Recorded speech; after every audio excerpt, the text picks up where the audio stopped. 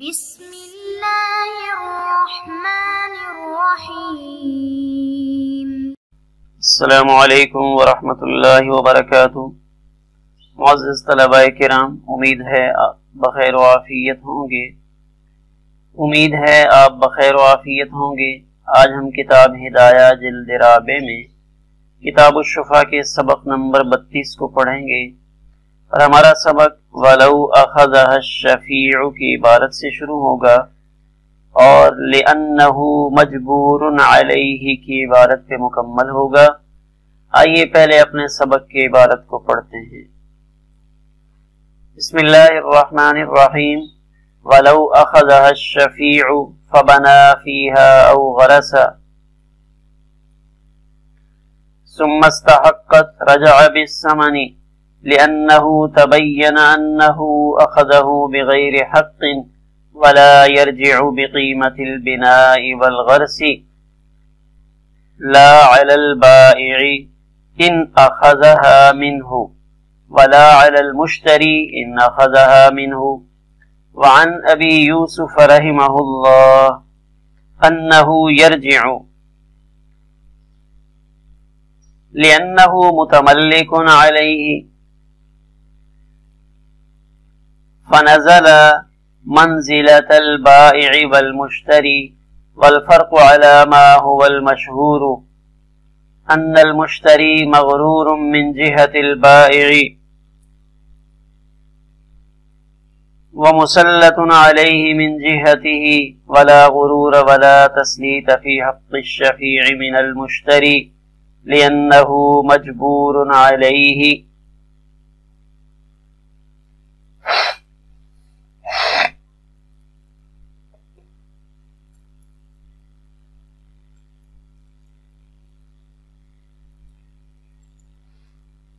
آئیے اب اپنے سبق کی عبارت کا ترجمہ کرتے ہیں۔ وَلَوْ أَخَذَهَا الشَّفِيعُ، اور اگر شفیع نے زمین لے کر اس میں تعمیر کرا دی یا پودا لگا دیا، پھر وہ زمین ایسی نکلی کہ اس میں کوئی حقدار تھا، رجع بالثمن، تو شفیع صرف ثمن کا رجوع کر سکتا ہے، صرف ثمن واپس لے سکتا ہے۔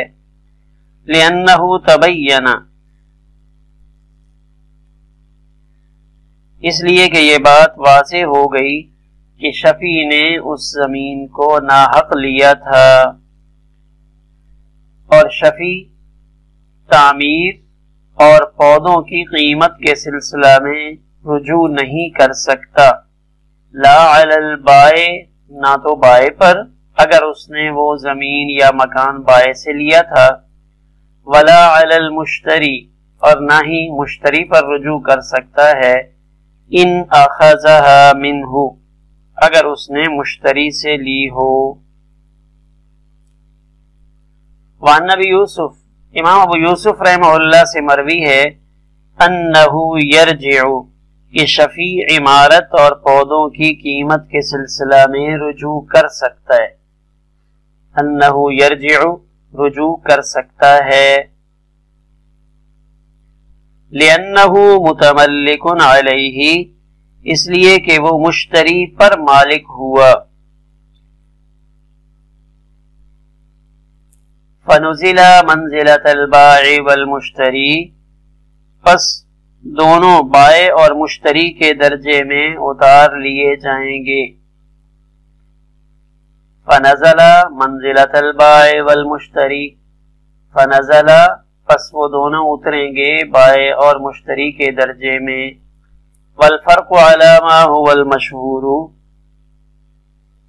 اور مشہور روایت کے مطابق دونوں مسئلوں میں فرق ہے۔ ان المشتری مغرور من جہت البائع،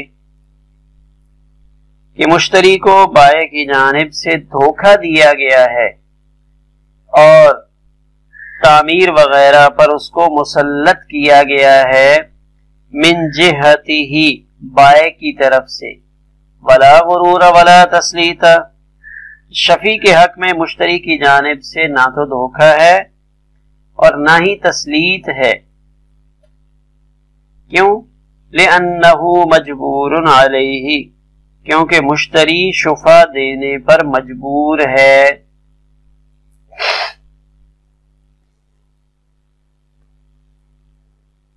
ہمارے آج کے سبق میں کیا مسئلہ زیر بحث ہے، ایک نظر اس پہ ڈال لیتے ہیں۔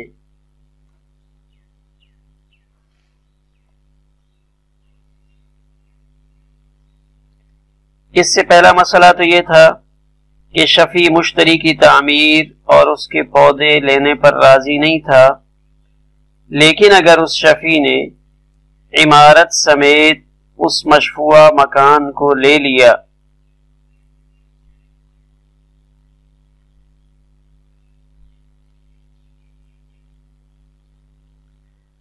اس صورت میں شفیع کو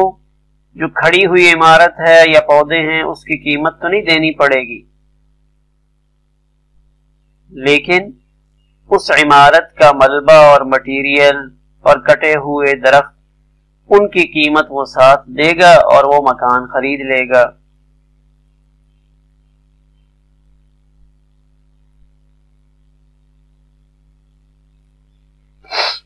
اب اگر ایسا ہوا کہ شفیع نے مکان لینے کے بعد یا وہ زمین لینے کے بعد اس میں تصرف کیا، اس میں کچھ مزید تعمیر اپنی طرف سے کر دی، کچھ درخت لگا دیے، اب ایسا ہوا کہ اس زمین کا کوئی حقدار نکل آیا،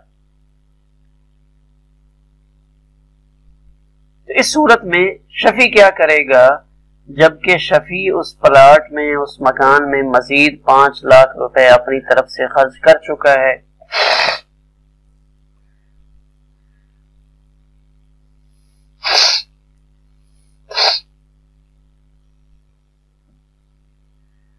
اس صورت میں جب حقدار آ کر وہ پلاٹ یا مکان لے گا تو شفیع کو تعمیر وغیرہ اس کا کوئی تاوان نہیں ملے گا، سارا نقصان شفیع کو خود برداشت کرنا پڑے گا۔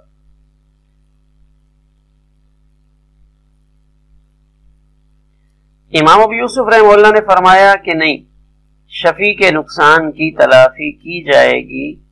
جتنا اس کا نقصان ہوا ہے وہ نقصان اس کو بہرحال پورا کروا کر دیا جائے گا۔ جیسے بائع اور مشتری کے درمیان اگر ایسی صورت پیش آ جائے کہ اگر احمد بائع اپنا مکان سعید مشتری کو بیچتا ہے اور سعید مشتری اس میں مزید تعمیر کر لیتا ہے، تعمیر ہونے کے بعد اب ایک تیسرا بندہ آ کر سعید سے کہتا ہے بھائی یہ مکان خالی کرو، یہ جگہ خالی کرو، یہ تو میری ہے، یہ کاغذات میرے پاس ہیں، تو اس صورت میں مشتری اس کا نقصان پورا کروایا جاتا ہے اور بائع کو پابند بنایا جاتا ہے کہ بائع زمین کے پیسے بھی واپس کرے اور جو اس کا تعمیر کی وجہ سے نقصان ہو رہا ہے وہ بھی واپس کرے۔ امام یوسف رحمہ اللہ نے اس مسئلے پر اس کو قیاس کیا اور فرمایا کہ یہاں شفیع کے نقصان کی بھی تلافی کی جائے گی۔ صاحب ہدایہ نے فرق بیان کیا۔ صاحب ہدایہ کہتے ہیں کہ بائع اور مشتری ان کے درمیان ہونے والے عقد کی حیثیت کچھ اور ہے، جبکہ شفیع اور مشتری کے درمیان ہونے والے عقد کی حیثیت کچھ اور ہے۔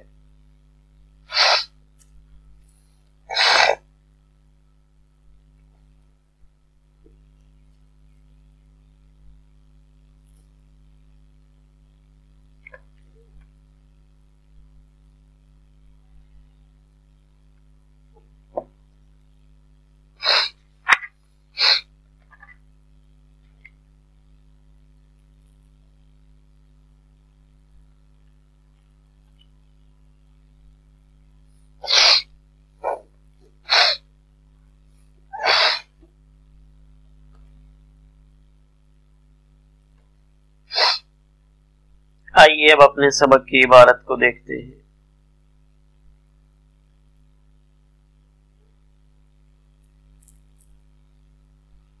وَلَوْ أَخَذَهَا الشَّفِيعُ، شفیع نے اس مکان کو لے لیا، اس پلاٹ کو لے لیا، احمد نے اپنی زمین سعید مشتری کو بیچی تھی، عبداللہ شفیع تھا، شفیع نے وہ زمین یا وہ مکان لے لیا، فبنا فیہا او غرسا، پس اس شفیع نے اس میں 5 لاکھ روپیہ خرچ کر کے ایک کمرہ تعمیر کیا، او غرس فیہا، یا اس کے اندر اس نے 20,000 روپے کے مزید نئے پودے لگا دیے، ثم استحقت، اب اس زمین کا پلاٹ کا جو احمد نے بیچا تھا سعید مشتری کو اور عبداللہ نے شفع کر کے وہ پلاٹ یا وہ مکان لیا تھا، اب اس کا حقدار نکل آتا ہے، عبد الرحمن آ جاتا ہے اور عبد الرحمن کہتا ہے کہ یہ پلاٹ یا یہ مکان تو میرا ہے، اس کے کاغذات سارے کے سارے میرے پاس ہیں، میرے حوالے کرو۔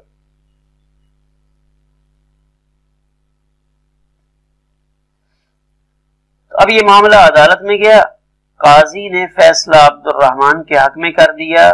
اور شفیع عبداللہ سے کہا کہ عبداللہ یہ پلاٹ یا یہ مکان عبد الرحمن کے حوالے کر دو، یہ اس کا اصل مالک ہے۔ تو اب جب عبد الرحمن کے حق میں فیصلہ ہو جائے گا تو عبد الرحمن عبداللہ جو شفیع ہے اور فی الوقت قابض ہے اور اس نے 5 لاکھ روپیہ مزید خرچہ کیا ہے، عبد الرحمن عبداللہ سے کہے گا کہ بھائی یہ اپنا سامان یہاں سے اکھیڑو اور لے جاؤ۔ اگر آپ نے بائے سے یہ زمین لی تھی، اگر آپ نے یہ زمین یا مکان احمد بائے سے لیا تھا تو اس سے جا کر اپنا ثمن وصول کر لو، اور اگر آپ نے یہ مکان یا پلاٹ مشتری سعید سے لیا تھا وہاں جاؤ اور اپنا ثمن وصول کر لو اور ایک طرف ہو جاؤ، اپنا یہاں جو ایک مکان آپ نے تعمیر کیا ہے اس کو اکھیڑو۔ تو اب یہاں کیا ہے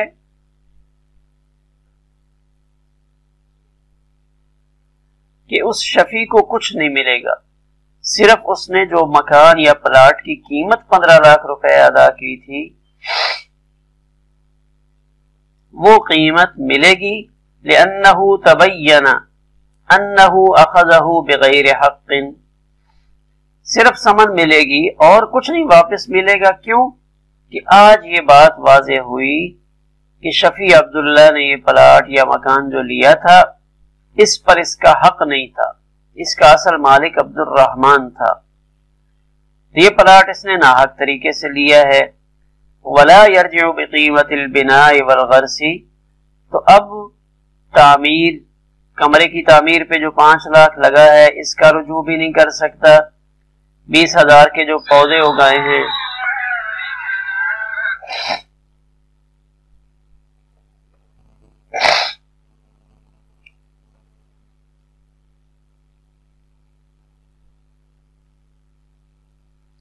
السلام علیکم۔ وعلیکم السلام۔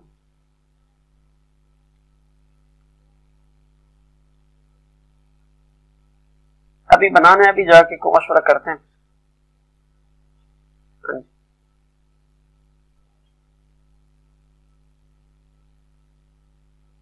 ہاں جی، وہ تکرار ابھی شروع شام کو کروا دیا تھا، ابھی جا کے بیٹھتے ہیں کچھ۔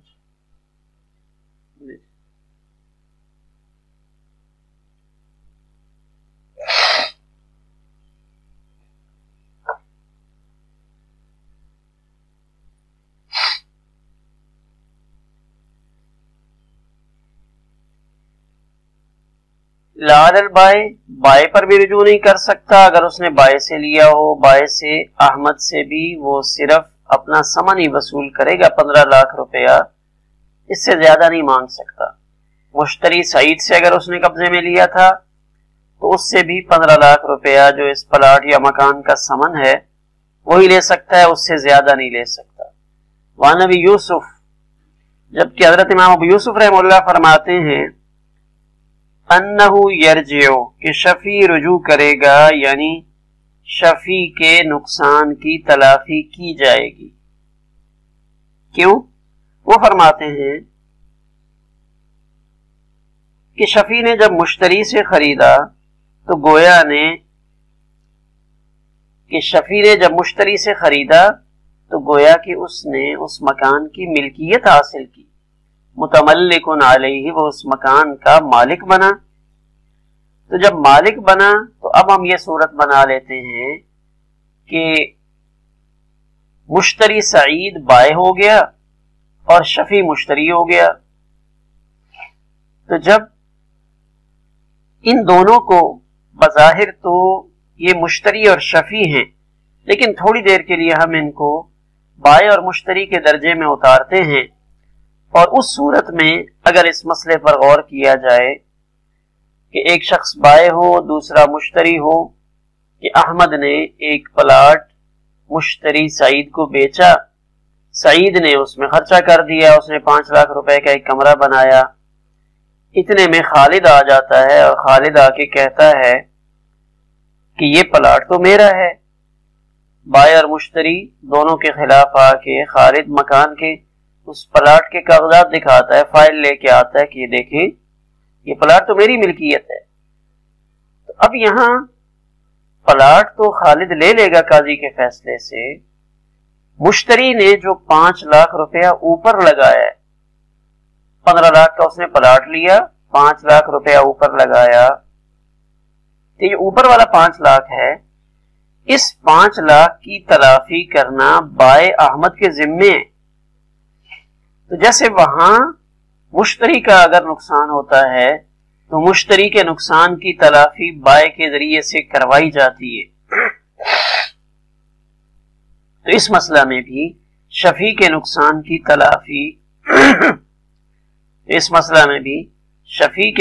کی تلافی مشتری کے ذریعے کروانی چاہیے۔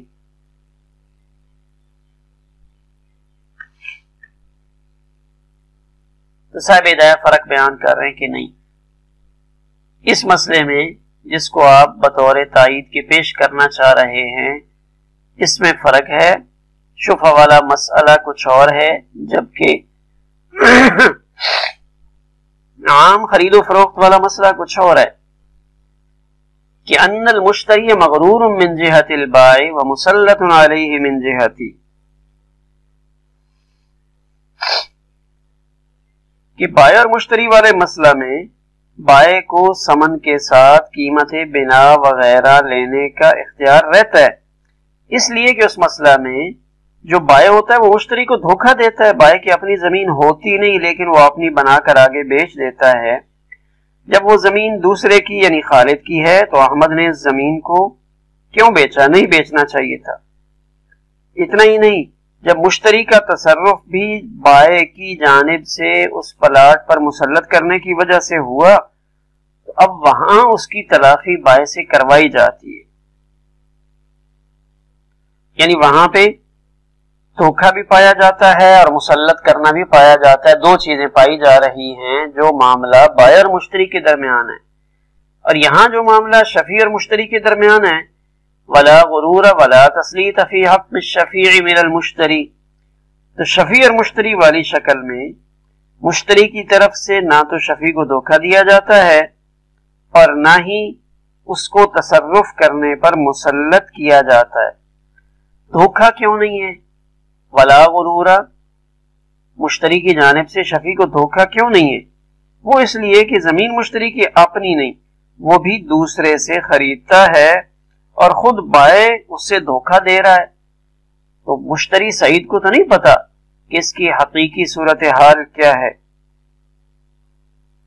اور تسلیط اس وجہ سے نہیں، ولا تسلیط، شفیع اس کو مشتری کی جانب سے اس پلاٹ پر مسلط نہیں کیا گیا، وہ تو واضح ہے، اس لیے کہ شفیع عام طور پہ مشتری کی رضامندی کے بغیر جبرن اس کی ملکیت میں شفع لیتا ہے۔ شفع میں عام طور پر زبردستی ہوتی ہے، تو زبردستی جب ہوئی، قاضی کے فیصلے سے اس نے یہ پلاٹ لیا تھا تو مشتری کی طرف سے تو اس کو اس پر مسلط نہیں کیا گیا، لہذا جب یہاں دھوکہ اور تسلیط دونوں نہیں پائی جا رہی تو مشتری شفیع کی تعمیر اور اس کے پودوں کے نقصان کی تلافی نہیں کرے گا، لأنه مجبور علیہ، اس لیے کہ مشتری تو مجبور ہو گیا تھا شفع دینے پر، کہ شفع کے ذریعے سے زبردستی آ کر اس مکان کو لیا گیا ہے۔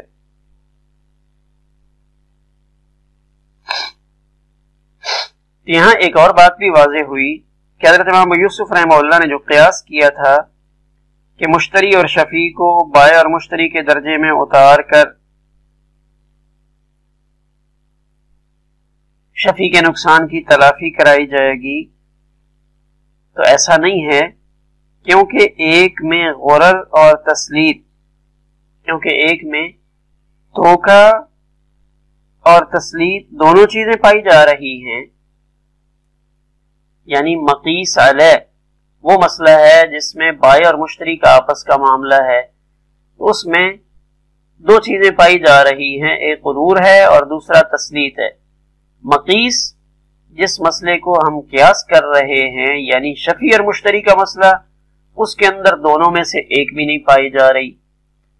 لہذا ایک کو دوسرے پر قیاس کرنا درست نہیں ہے۔